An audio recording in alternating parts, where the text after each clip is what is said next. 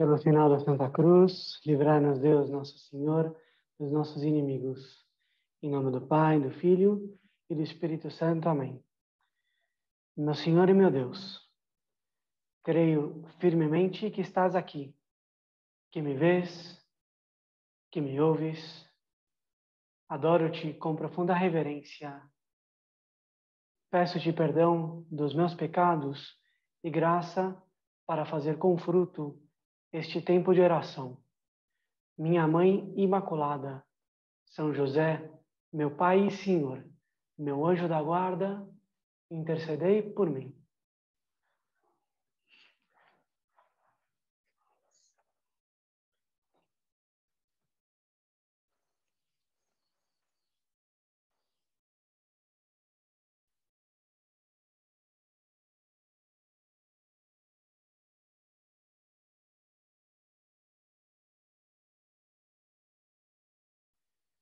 Agora que está perto do Natal, eu vou falar de uns personagens que aparecem no presépio, né? Na semana passada, ou retrasada, falamos sobre o Herodes, né? Graças a Deus o Herodes não aparece no presépio, apesar de ter uma grande influência.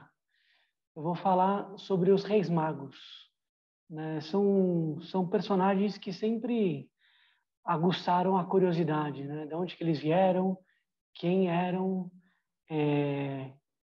como que souberam do nascimento de Jesus, né? Como que aparecem os Reis Magos, você não sabe de onde que veio, e vieram adorar ao menino Jesus, entregar os presentes. Então, a tradição da igreja fala que um chamava Gaspar, outro Baltazar e outro Melchior. Eram sábios, né? Pessoas estudiosas. O Platão, ele fala que havia dois tipos de magos naquela época. Um que eram os que eram dignos de serem respeitados, que eram os persas, né, os magos persas, e outros que eram os feiticeiros. E um outro autor, um autor judeu chamado Filão de Alexandria, ele também diz algo parecido. Ele fala assim que há dois tipos de magos: uns que são dignos de serem respeitados e outros que são uns charlatães, né? Uns charlatões. Então, imagino os magos da seguinte forma: eles se encontraram no deserto, tiveram uma viagem longa, cansativa, imagino assim, que foram com a sua corte, eram reis, né? Eram importantes, então foram com seus súditos viajando. Então, é razoável que eles fizessem dessa forma, porque era uma viagem longa.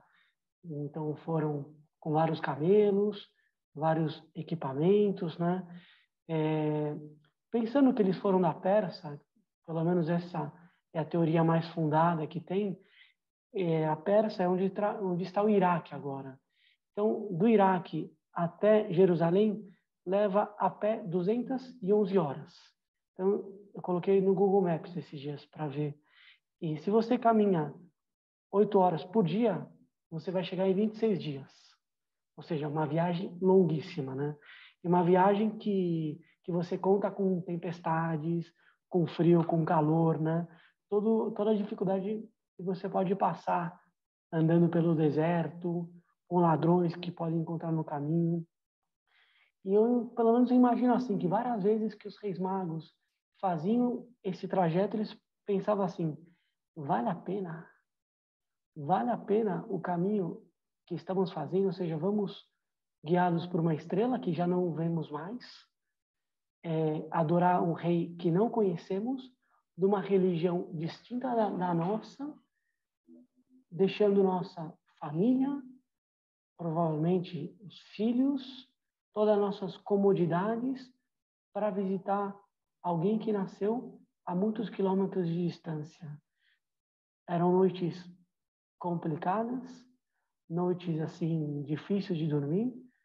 Os que trabalhavam para eles, né, os servos, estariam fazendo turno durante a noite, às vezes falando, incomodando às vezes o sonho dos reis, porque falavam. Às vezes o rei tinha que mandar eles ficar em silêncio, ou o que for, eles batendo papo, jogando truco, não sei. Né? Estavam lá os servos dos reis magos também cansados da viagem, né? Deixaram todo o seu luxo para ir atrás de algo que eles nem saberiam o que ia acontecer. E várias vezes eles tiveram a grande vontade de voltar para casa, né? Pensando, vale a pena isso? Então, os reis magos, como sabemos, eles chegam no palácio do Herodes, simplesmente porque lá morava o rei dos judeus, em Jerusalém, que era a capital. Eles entram na casa de Herodes e se decepcionam. Pensam assim, esse é o rei que a gente veio visitar? Então, os 3 reis magos falam com Herodes. Pelo menos eu imagino que se decepcionaram no momento que o conheceram. Viram uma arrogância enorme, um luxo assim, até um luxo meio desprezível, né? Porque tem um certo luxo que é meio desprezível, né? Para ostentar coisas, né? A forma arrogante e snob de Herodes. Eu imagino que, não sei, Gaspar, quando olhou para o rei Herodes, fala assim, nossa, se eu não estivesse aqui para visitar o rei dos judeus, eu acho que eu dominaria esse reino aqui. Eu acho que tentaria conquistar esse rei aqui por tal arrogância que ele tem. E aí, ao chegar diante do rei Herodes, a primeira coisa que pensaram é o seguinte, estamos no lugar errado, né? O que a gente está fazendo aqui? Então, eles se perguntam, depois se questionam se questionam a Herodes e aos outros se esse é o rei dos judeus que teria que nascer e não era, né? Era outro rei dos judeus. Então eles saem de lá, vão seguindo o seu caminho e chegam em Belém, né? Como dizia a profecia do profeta Miqueias, chegam em Belém e se vêm diante de uma casa simples, uma casa que à primeira vista, assim, lhes daria uma grande decepção, mas o Evangelho fala que eles se encheram de enorme alegria. E por que eles se encheram de enorme alegria? Com certeza não foi pela casa que viram, mas foi pela certeza que tiveram de cumprir o seu destino. E essa certeza se comprovou com os personagens que eles encontraram.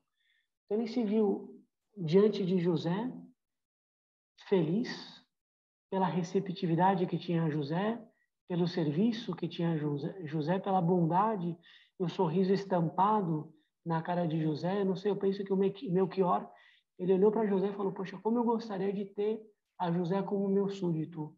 Ou mais ainda, eu seria súdito de José. Eu, sendo rei, estaria disposto a ser súdito de José, pela amabilidade que ele tem, pelas virtudes que transparecem nessa pessoa. E depois se impressiona mais ainda ao ver Maria, a mulher mais bela que já existiu e existirá, né, que transcende uma beleza enorme pelas suas virtudes. E depois vê a Jesus. E os 3, assim, levados pela alegria de chegar no lugar e ver que, de fato, esse é o rei dos judeus, dos judeus que nasceu, e tiraram todas as dúvidas que tinham, apesar de terem chegado numa casa simples. A primeira coisa que fizeram foi abrir os seus presentes, né?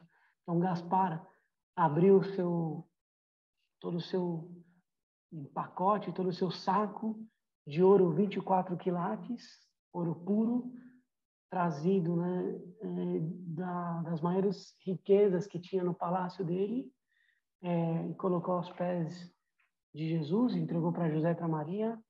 Depois, Baltazar, com seu incenso da melhor marca que tem, não sei, uma marca Hugo Boss, entregou lá para Jesus. E depois Melchior, né, com a mirra feita das árvores mais bem cuidadas que ele tinha. E diante disso, eles se sentiram indignos de só ter entregue esses presentes e não tiveram outra solução senão se ajoelhar e adorar ao menino que tinha nascido. 3 reis importantes, conhecidíssimos no seu lugar, se ajoelharam diante de uma criança e ficaram felizes por se ajoelhar. Podemos ter essa atitude dos reis magos diante do presépio da nossa casa. Podemos fazer oração olhando para o presépio da nossa casa, imaginar a viagem que os reis magos tiveram, imaginar a nossa alegria de poder adorar Jesus e poder, assim como eles, também entregar nossos presentes para Jesus. Podemos entregar o ouro das nossas virtudes, podemos entregar o incenso da nossa vida sacrificada pelos outros, do nosso espírito de serviço pelos outros. Podemos entregar a mirra com o nosso desejo de curar as outras pessoas também. Podemos ir para o Natal com a mesma disposição que foram os reis magos, de querer adorar Jesus e entregar os nossos presentes para Ele, presentes interiores da nossa luta, que a melhor forma de preparar o Natal é entregar a nossa vida para Jesus, entregar toda a nossa luta, todas as coisas que nos custam, né? Que presente tão bonito podemos dar para Jesus, se até o Natal, por exemplo, fazemos todos os dias oração. Se até o Natal, por exemplo, ajudamos mais em casa, e etc, etc, etc. E se voltamos para essa passagem dos Reis Magos, sempre nos vem a curiosidade: como que esses reis souberam do nascimento de Jesus? Temos os simplizados da estrela, mas como que eles associaram a estrela com o rei dos judeus? É um tema que já foi investigado e aprofundado, ainda tem sempre muitas lacunas abertas, né? Mas a ideia mais forte sobre isso é que eles conheciam uma profecia que está no Antigo Testamento, né? Conheciam uma profecia no Antigo Testamento, tem uma série de profecias do nascimento de Jesus, por exemplo, tem uma profecia que fala que eis que uma virgem conceberá e dará à luz um filho, e será Emanuel, Deus conosco, entre outras profecias. Uma profecia está no livro dos Números, que é o segundo livro do Antigo Testamento, que diz o seguinte: eu vejo, mas não agora, uma estrela surgirá de Jacó, um homem surgirá de Israel. Israel ratificará o seu poder. Quem que fez essa profecia? Quem fez essa profecia foi uma pessoa chamada Balaão, né? Era um profeta pagão. Ele morava lá na região da Pérsia, e eles foram até Israel para guerrear contra eles. O rei era o Balaque, eles foram enfrentar os judeus, isso aconteceu há 6 séculos antes de Cristo, mais ou menos. Então, esse Balaque foi lá para conquistar Israel. Ele falou assim para esse profeta dele: diz uma profecia para amaldiçoar os judeus, né? Diz uma profecia contra os judeus. E a única coisa que saiu da boca dele foi essa profecia: uma estrela surgirá de Jacó, Israel ratificará o seu poder. É interessante como que Deus atua, né? Chega um profeta que ia contra o povo de Israel e amaldiçoá-lo, e Deus não permite. Deus faz com que saia só palavras de bênçãos da boca dele, né? Esse Balaão, apesar, né, da religião que ele tinha, era uma pessoa muito admirada no lugar que ele ficava. E talvez por isso Deus se serviu da sua vida para profetizar algo positivo para Israel. Ele tinha uma série de pessoas que os treinavam, os influenciava, os ajudava, dava uma série de doutrina para essas pessoas, né? Tinha uma série de discípulos e tinha não só essa profecia, mas outras profecias também, né? Textos que falavam sobre a bondade, textos de crescimento sobre as pessoas, né? Uma série de textos falando sobre o bem, etc., né?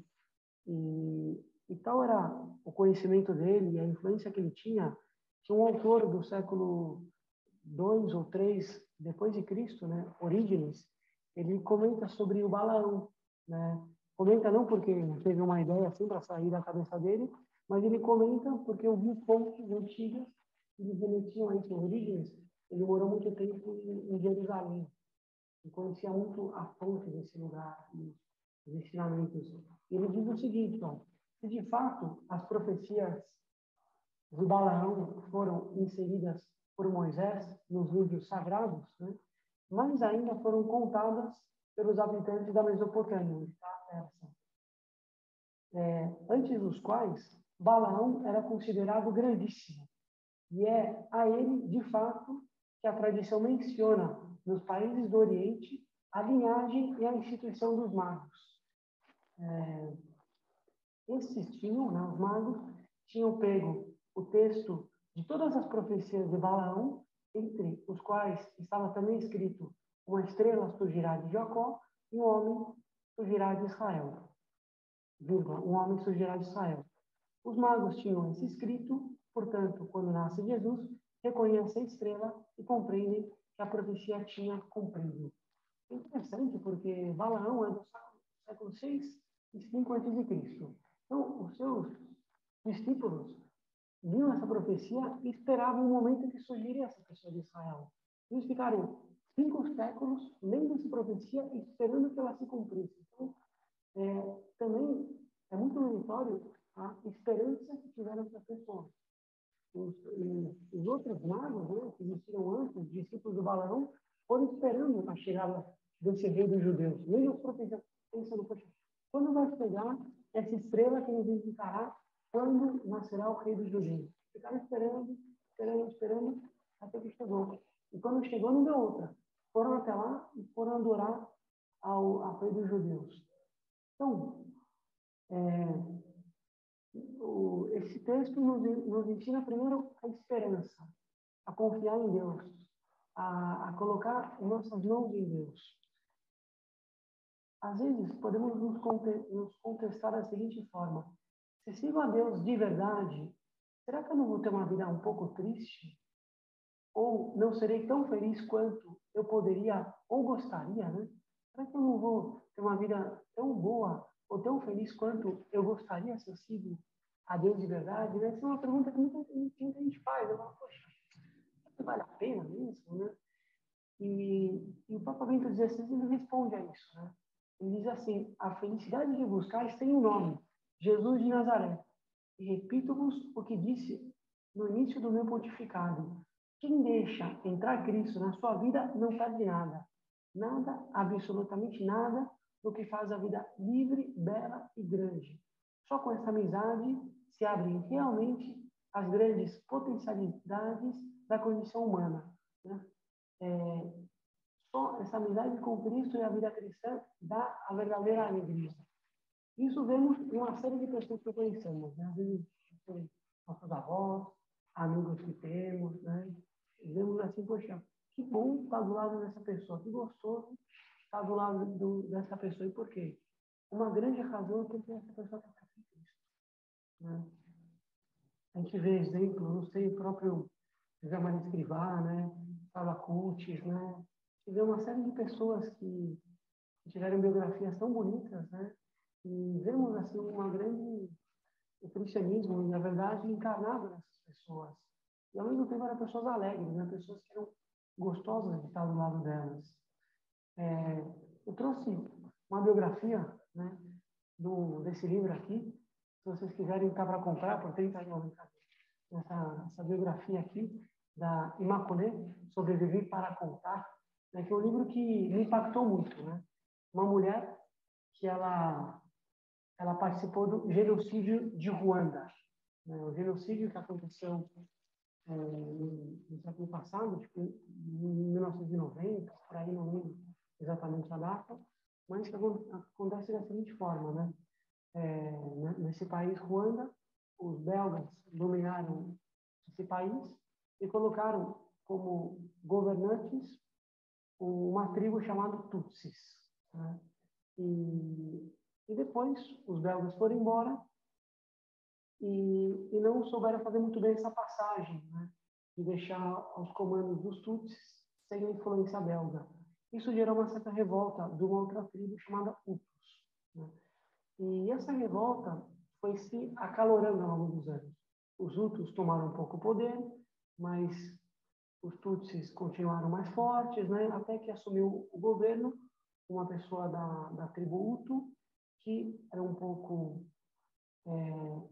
exagerada, bem exagerada, e teve o objetivo de exterminar todos os Tutsis que existiam. O objetivo dele era que não tivesse mais Tutsis para não fazer sombra a essa tribo, né? Claro, tem de trás também um certo grupo dos Tutsis mais radicais, né, que irritou um pouco aos Hutus, né? Mas, apesar disso, esse governador tomou esse seguinte propósito: eliminar todos os Tutsis, né? Então, foi um genocídio enorme em Ruanda para eliminar essas pessoas dessa tribo. E uma dessas pessoas que sofreu isso, né, que vivenciou, foi essa Immaculée, e por isso que o livro chama Sobrevivi para Contar, né? Sobreviveu a esse genocídio. E é um livro que tem uma grande manifestação da fé. De fato, o subtítulo é O Poder da Fé me salvou de um massacre. Então, ela ficou segura, né, na casa de um pastor, né? Ela ficou segura na casa de um pastor que a acolheu, e ele colocou a ela num banheiro mais isolado da casa, colocou a ela e mais umas 5 pessoas num banheiro pequeno. O banheiro, isso podia ser daqui até a parte de trás do oratório, né? Pegando essa zona, essa parte aqui, né? Para colocar 5 pessoas nesse lugar. E elas não podiam não podiam falar, né? Então só podia se comunicar por sinais, fora todas as dificuldades que tinha de ficar um tempão num banheiro com 5 pessoas, totalmente desconfortável, né? Tinha turnos, elas tinham que ficar se revezando para ver quem poderia ficar de pé para esticar as pernas, né? Enfim, era toda uma situação super desagradável e complicada. Para conseguir não dar suspeita, né? Essa pessoa que os acolheu colocou o banheiro dela atrás, colocou um armário na frente do banheiro, né? Para que ficasse um pouco protegido. E durante o momento que ela estava lá, ela escutava os Hutus falando, teve notícias de pessoas que ela amava que foram mortas, e tudo isso gerou uma grande raiva, né? E, de fato, tiveram vários momentos que ela se revoltou contra Deus, né? E ela fala que quanto mais ela se revoltava contra Deus, pior ela ficava, porque ela entrava na desesperança. Então, teve um momento que ela deu um clique e falou assim: não, eu vou confiar em Deus, né? Ela decidiu confiar mais em Deus. Teve um momento que a ajudou a confiar mais, porque ela escutou os Hutus matando uma criança, né? Ela ficou revoltada com isso, e ela escutou na voz dela: ó, não os odeiem, são meus filhos. E a criança já está no céu comigo, né? Deus, obviamente, não quer justificar o genocídio, vai saber o que aconteceu com esses assassinos, né? Mas o que ela sentia no interior dela era o desejo de perdoar, né? O desejo de quanto mais eu estou perto de Deus e estou disposta a perdoar os outros, melhor eu fico interiormente. Junto com isso, tiveram várias manifestações de Deus nesse lugar. Então, teve um momento que os Hutus, né, estavam chegando perto do banheiro. De fato, teve gente que passou na frente do armário, que bateu no armário, né? E aí ela escutou a seguinte coisa no interior, que foi o seguinte: fica tranquila que eu vou te proteger. E no dia seguinte, ela viu uma cruz na frente da porta do banheiro que ela estava. Isso a deixou super tranquila, né? Ela ficou 3 meses nesse banheiro. Havia 3 meses no banheiro com 5 pessoas revezando para poder andar. E enquanto ela estava nesse lugar, ela pensou o seguinte: o que eu vou fazer depois se eu sair viva? Poxa, aqui a ONU está no meu país. Eu posso trabalhar na ONU, assim, tipo uma inspiração. Assim. Poxa, talvez eu possa trabalhar na ONU, né? Eu vou ter muita experiência para contar, eu posso fazer um grande bem, né? Na ONU, para trabalhar na ONU, precisa aprender inglês. Eu vou aprender inglês aqui no banheiro, né? Então ela falou com esse pastor que a acolheu e disse o seguinte: você tem algum livro de inglês que pode me emprestar? Aí ele falou, eu só tenho livros avançados. Ela falou, são esses mesmos. Mas eu não sabia nada falar de inglês. Eu não sabia falar nem what's your name. Então ela pegou, essa pessoa entregou para ela um livro avançado e um dicionário de inglês. E ela ficou quase todos esses 3 meses lendo esses livros e terminou o dicionário e aprendeu razoavelmente o inglês nesse tempo que estava no banheiro. Então, era parte do dia dormindo, parte do dia rezando e parte do dia estudando inglês. Depois, ela conseguiu ficar livre. Até um momento bonito, ela foi resgatada por umas pessoas que ajudaram, uns franceses. E aí, ela estava saindo desse alojamento e ela está andando a pé com outra amiga e elas encontram um grupo de outros. Aí ela falou assim, que legal, 3 meses no banheiro para ser morta agora, quando acabou tudo. E aí ela reza e os outros olham para ela e falam assim, essa é Imaculée. Conheciam ela. Aí ela olhou para eles não fizeram nada, ela foi embora. Ela também vê como uma manifestação de Deus para ela. E depois ela acaba essa guerra e ela fala assim, eu vou para a ONU tentar conseguir trabalho. Começa a bater na porta da ONU e fala o seguinte, então, eu preciso de um trabalho. Ela vai tentando, não consegue, vai tentando, não consegue, até que uma pessoa a apoia e fala assim, ó, no teu trabalho, eu preciso de uma secretária que tope datilografar com grande velocidade e saiba inglês. Ela falou, eu sei alguma coisa de inglês. Em 3 meses, por mais que se esforce, não dá para falar inglês fluente. Então, ela sabia algumas coisas em inglês que já ajudou para passar nessa prova.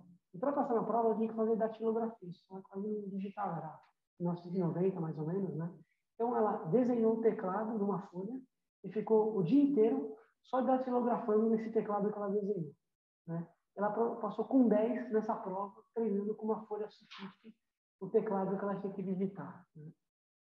Depois começou a trabalhar na ONU. Então, eu acho que é um grande exemplo de fé também.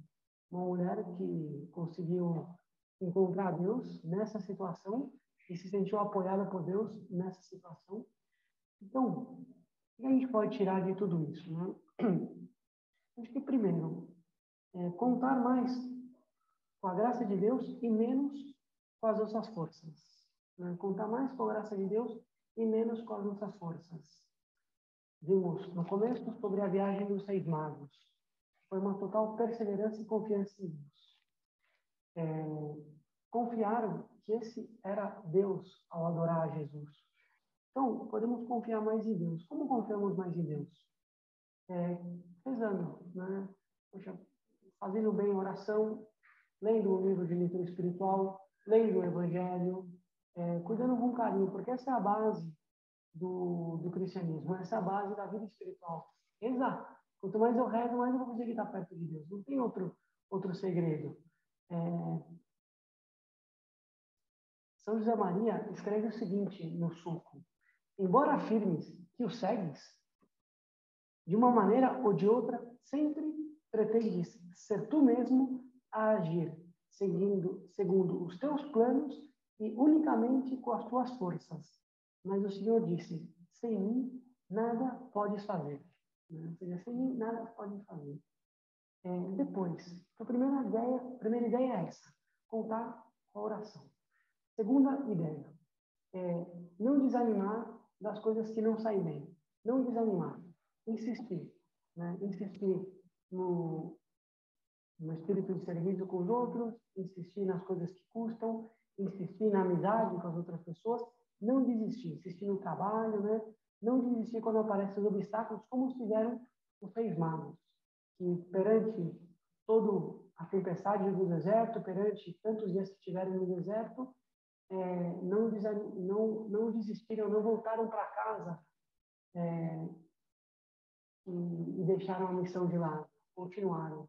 Então, vamos pedir para Nossa Senhora para nos ajude a continuar preparando bem o Natal e colocar nossas esperanças em Deus, como fizeram os Reis Magos.